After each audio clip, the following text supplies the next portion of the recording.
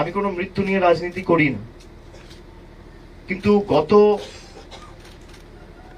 6 মাস 8 মাসে একাধিক ঘটনা, বিশেষ করে বিজেপি শাসিত যে রাজ্যগুলো রয়েছে, মহারাষ্ট্রে আমরা যেমন দেখেছি, হরিয়ানাতে দেখেছি, কিছুদিন আগেও রঘুনাথপুরের প্রায় 7 জন যুবক 8 জন যুবক, ছত্তিশগড়ে তাদের হেনস্থা করা হয়েছে, উড়িষ্যায় প্রায় 6-7 জনকে টর্চার করা হয়েছে। একজন এসটি আদিবাসী ছেলে 1 মাস আগে আমরা জানুয়ারিতে উড়িষ্যায় তাকে বাংলাদেশি বলে দাগিয়ে দেওয়া হয়েছে, হরিয়ানায় টর্চার করা হয়েছে। আমি তার সাথে এই ঘটনাকে যুক্ত করতে চাই না, তার কারণ পুলিশ তদন্ত করছে এবং সবকিছু তদন্ত সাপেক্ষ।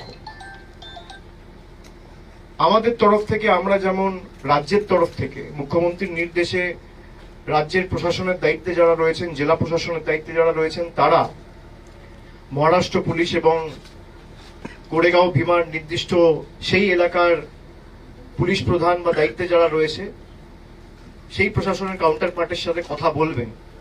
কিন্তু তার সাথে সাথে 7-10 দিনের মধ্যে কোন রকম কোনো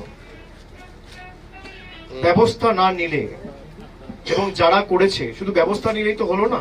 আমরা দেখেছি বিজেপি শাসিত রাজ্যে একটা লোক এমনকি খুন, অপহরণ, ধর্ষণের মতো অপরাধ করার পরেও বেল পেয়ে বাইরে চলে আসে। তাদের বিরুদ্ধে চার্জ ফ্রেম করা, ট্রায়াল শুরু করা এবং নির্দিষ্ট সময়সীমার মধ্যে ট্রায়াল শেষ করে অভিযুক্তদের দোষী সাব্যস্ত করা, এই দায়িত্বটা মহারাষ্ট্র পুলিশের।